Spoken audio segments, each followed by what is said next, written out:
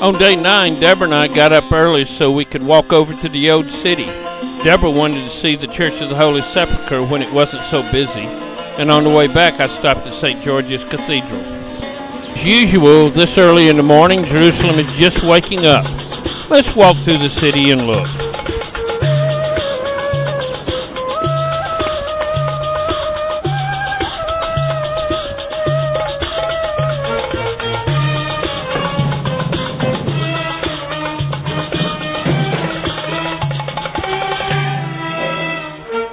Our time at the Church of the Holy Sepulchre is included on day 7.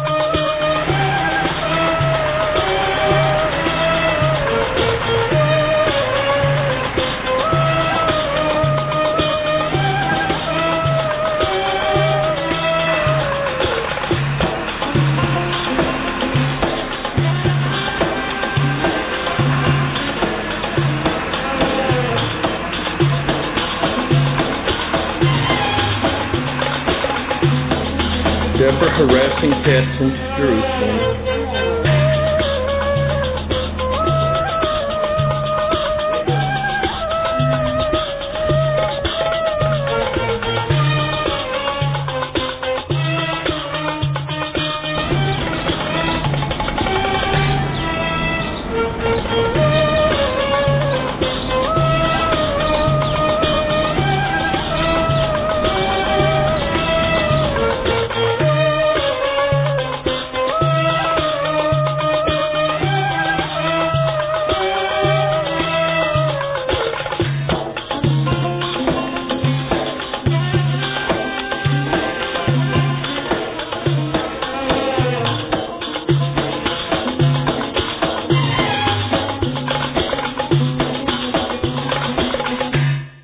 After we get back to the hotel, we head out of the group. Our first target is the Haas Promenade and its beautiful view of Jerusalem.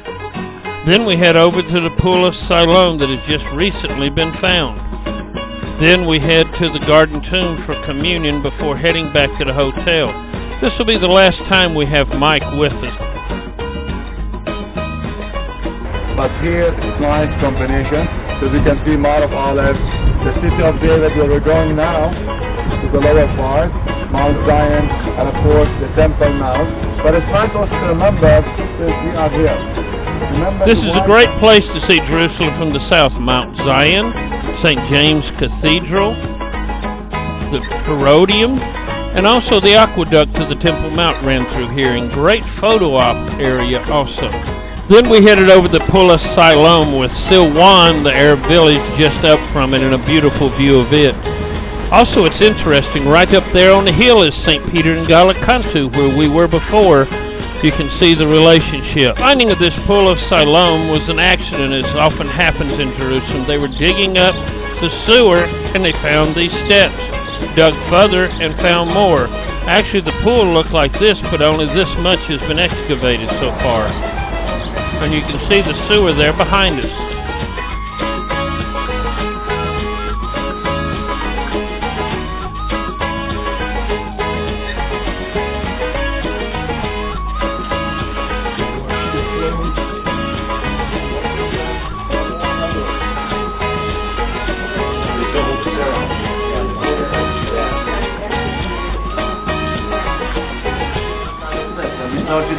To dig this side, and until we found all of these steps. And this is corner where you see it from the beginning on the next side of Branch City.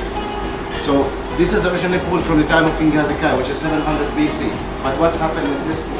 Now this pavement of the Herodian road, what you see over here, inside we found just like 2 months ago, 18 steps that goes up to the temple.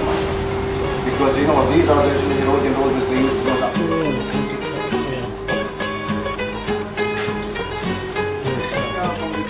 Then you want to go to the upper city, you go up the steps where they have Caiaphas house. Caiaphas house are different steps.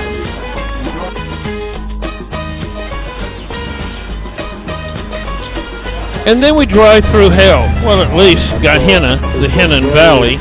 And by the way, as this picture from a previous trip shows, it does snow in hell. Because it becomes part of you.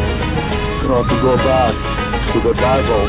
We want to see things and touch. The reason was unveiled for us some of the stuff a few months ago, and some of the steps were unveiled for us here a year and a half ago. And then we head to the Garden Tomb for our last group activity. And this is the famous skull face on the hill.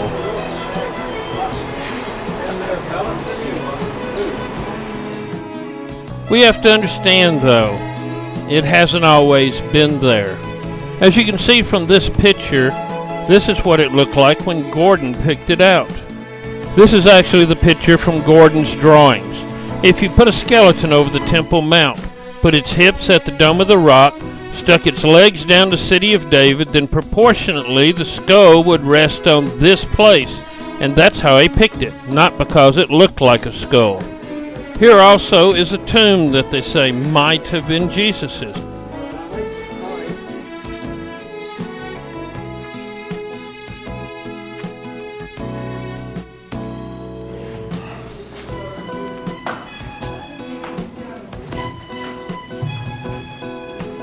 Problem is, Jesus' tomb is supposed to be a new one never used, but the chisel marks show this one was at least 400 years old at the time of Jesus.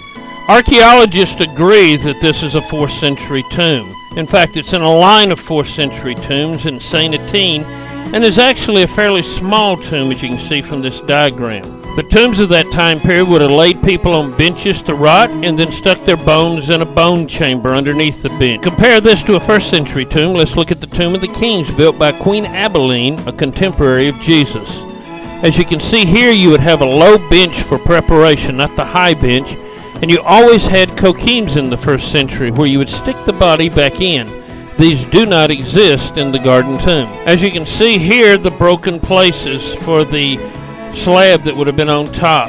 It would have looked something like this when brand new in the 4th century.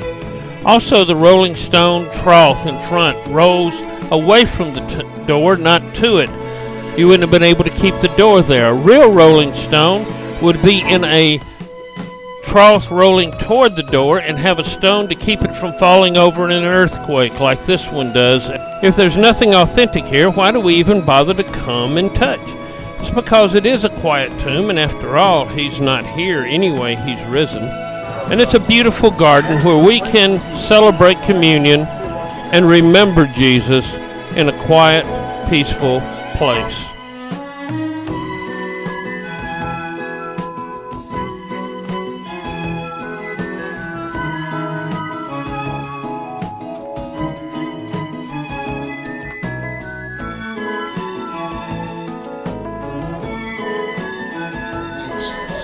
As I was pondering about this, I thought, Jesus wanted to be remembered, and they've done a pretty good job of that here, don't you think? I mean, about everything he's ever done or said or did, there's some commemorative of it somewhere that we've been able to look at or consider. Every ministry, every miracle. Sometimes it looks like we made some stuff up. We've offered multiple sites for all the different things that have occurred. I think we've done a good job remembering. They dig, they study, they come. They have preserved this site. We fight, we argue, we discuss, we decide who owns what. We remember. Jesus desired to be remembered, though, in a specific way, with a very simple ceremony that includes some simple elements. There was thanksgiving that was offered in that first one. There was a promise of a continuing relationship where Jesus would come back. And there was worship that took place, much like what we were doing earlier with the song. There was clear meaning, the bread equaling the body of our Savior, which was given for us. And there was the cup, which is the blood of our Savior, to be held in remembrance for the forgiveness of sins. But because we're pilgrims on a pilgrimage, in the land of our Savior lived, where he died and where he lived again, we know for sure we're not staying, but returning to our homes and our families, our communities, some of us to our workplaces and our ministries. Jesus recognized the days at the temple would soon be over. And I believe, or I've at least given this some consideration, that he was reinstituting the thought of a tabernacle, some place where his spirit would dwell, that would move, that would go, And he gave us the instruction to go and to be a church that's on the move, going to all nations, baptizing, discipling, and teaching, as he said in Matthew 28. So he provided us a mobile remembrance. Wherever his church is, wherever they go and serve and evangelize, there was an institution. What he instituted was a mobile remembrance that went with us. Jesus' life, his mission, his ministry, his death, his resurrection is remembered, is honored, and revered throughout the world. So while we have the privilege as brothers and sisters of the faith of being able to share this time together in this location, this holy place, this sacred place, not many of us anyways aren't going to stay here. We're going to go back. We're going to go back with his mission. And we're going to go back with this simple ceremony that we continue to remember the life, the death, and the resurrection of our Savior, Jesus Christ. From the Gospel of Matthew, I'm going to go ahead and read the whole section there for us. On the first day of the Feast of Unleavened Bread, the disciples came to Jesus and asked, "Where do you want us to make the preparations for you to eat the Passover?" And he replied, "Go into the city to a certain man and tell him, the teacher says, my appointed time is near. I am going to celebrate the Passover with my disciples at your house." So the disciples did as Jesus had directed them and prepared the Passover. When evening came, Jesus was reclining at the table with the 12. And while they were eating, he said, "I tell you the truth, one of you will betray me." They were very sad and began to say to him one after the other, "Surely not I, Lord." And Jesus replied, "The one who has dipped his hand into the bowl with me will betray me. The Son of Man will go just as is written about him, but woe to that man who betrays the Son of Man. It would be better for him if he had not been born." Then Judas, the one who would betray him, said, "Surely not I, Rabbi." And Jesus answered, "Yes, it is you." While they were eating, Jesus took bread, gave thanks and broke it, and gave it to his disciples, saying, "Take and eat, this is my body." Then he took the cup and gave thanks and offered it to them, saying, "Drink from it, all of you. This is my blood of the covenant, which is poured out for many for the forgiveness of sins. I tell you, I will not drink of this fruit of the vine from now on until that day when I drink it anew with you in my Father's kingdom." When they had sung a hymn, they went out to the Mount of Olives. Because we have so many different traditions that are present, we're not going to use any of our words. We have used the words of Scripture to remind us that these things are to remind us very much of the blood and the body of our Savior, Jesus Christ. We're going to have these men help to have these things distributed. If it's okay in our tradition, we kind of hang on to it until we can all share it together, if that's all right. So they'll pass these out, we'll hang on to these things, and then together we'll remember the bread, which is the body, and the cup, which is the blood of our Savior, Jesus Christ.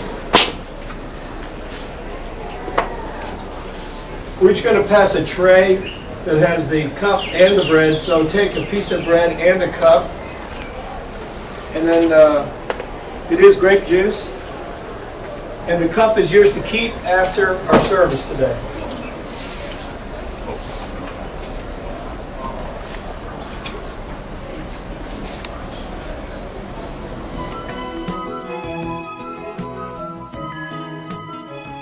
After we returned to the hotel, a group of us was set out to explore Jerusalem one more time. We'll enter the Damascus Gate, eat at the Mura stand, wander around a while, and end up at the Jaffa Gate. We have now seen or been into all but one of the 7 gates of the city.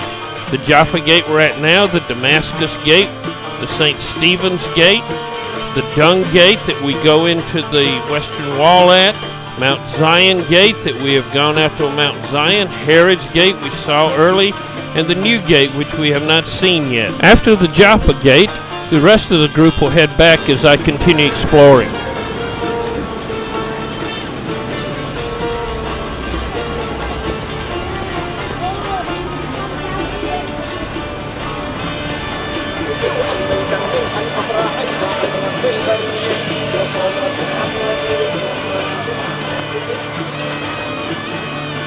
One more time into the Arab markets.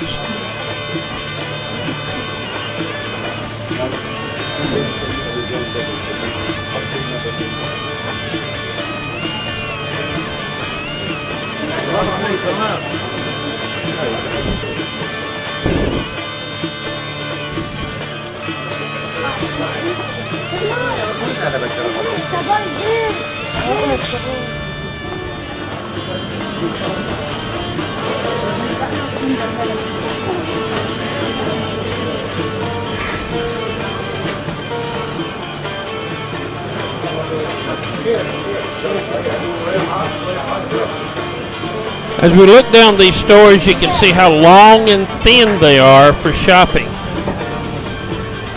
They don't take up much wall space, but are very deep.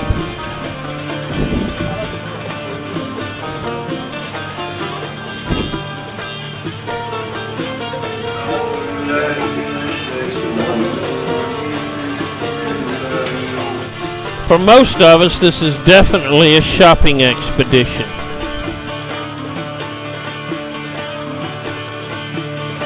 The coffee was thick and strong, almost like hot chocolate.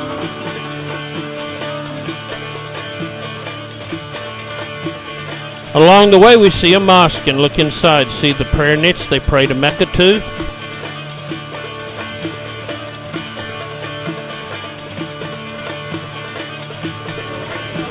We stop and eat in the Muristan. Andy has his last falafel.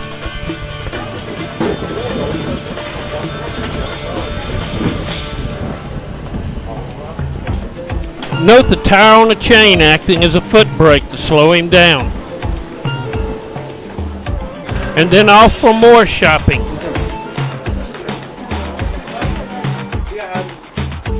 Then we head up King David Street and end up at the Jaffa Gate. The real gate is on the right. The area on the left is a wall that was cut out so Emperor Wilhelm could ride his wagon in without having to get out.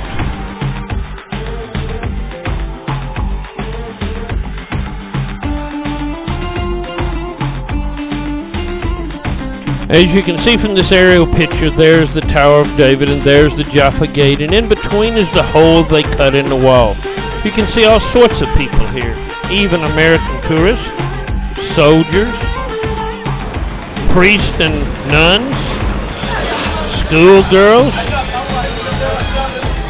workers, Arab men, observant Jews, old men. All kinds of people pass through this gate.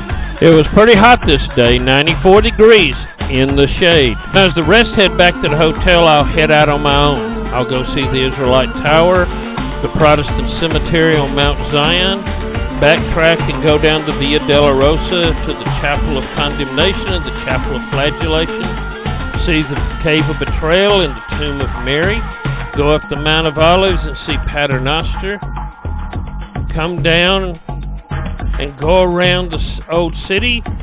Zedekiah's Cave is open. Go see Damascus Gate for the last time and head to the hotel. Next up is the Israelite Tower. This is from the Iron Age Israelite city. Then over to the Protestant Cemetery on Mount Zion. Many prominent Protestants are buried here, but there's one in particular that I want to go and see his grave. It's Oskar Schindler, the one of Schindler's List movie. Next, we head along the Via Dolorosa, coming to the Chapel of Flagellation to remember Jesus' scourging.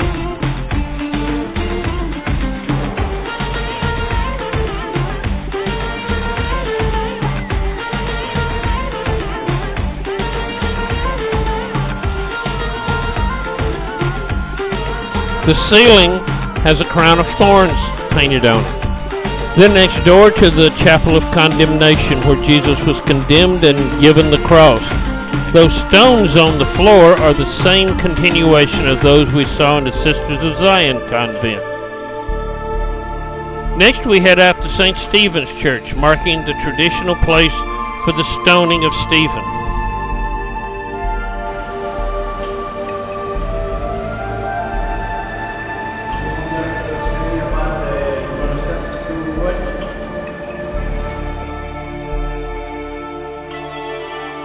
Heading along the street, we see Church of St. Mary Magdalene peeking over the trees. Then we come to the Cave of Betrayal, Behind it is the private garden we were in at Gethsemane for a while and praying. In this diagram, the X marks that garden. The red is the cave, and there's a door that opens between the two. You go down the corridor to the right and enter the cave. The cave had an olive press in it in the time of Jesus. And it's interesting, the Bible says he came out to the guards who came to arrest him. Were they sleeping in this cave? After all, Gethsemane means the place of the pressing. This is part of that olive press that was here. Then we head out the door and over to the tomb of Mary. The tomb of Mary is basically underground, and it's an interesting structure, as the Catholics don't believe Mary was dead at all. Why do they have a tomb for her? Down many steps you go, and you look around at all the beautiful paintings.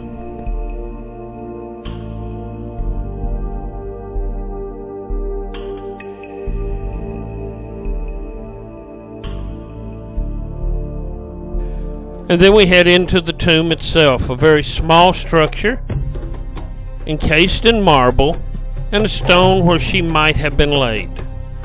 But it's a highly traditional site. Then we climb up the steep road up to the top of the Mount of Olives to Paternoster. It's right near the Chapel of the Ascension. This church has a highly traditional place in its crypt where it's said that Jesus taught his disciples the Lord's Prayer. Around the walls of the church and monastery are the Lord's Prayer in many different languages. The church was never completed. They ran out of funds. Then we head back towards the hotel, walking across the Kedron Valley and looking down it.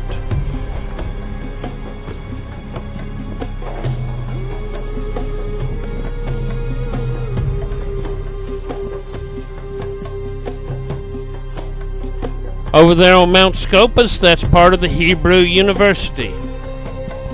And we take one last look at the wall.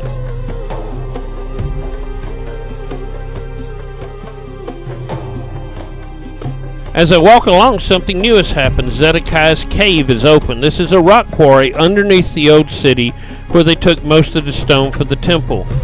I decide to go in and look. This is the first time in 4 times here that I found it open.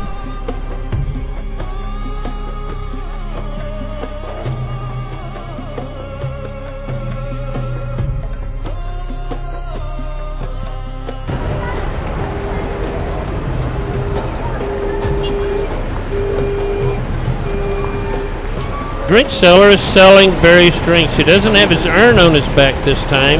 He's sending out runners with the drinks to various people.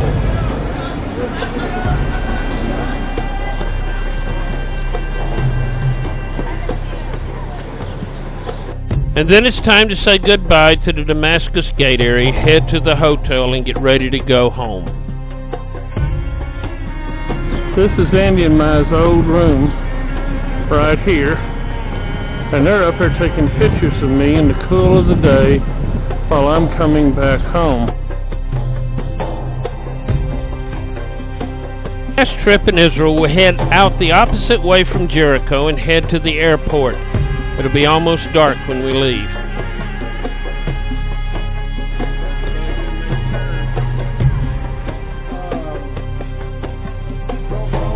As we head out of Jerusalem, we'll be passing through the Judean hill country. It looks different than the area toward Jericho, the Judean wilderness. It has more vegetation in it. And then the sun will set on us as we drive along. We'll arrive at Ben Gurion Airport in the dark and head in to check in and go through security. Once through, we wait for our flight in very comfortable circumstances.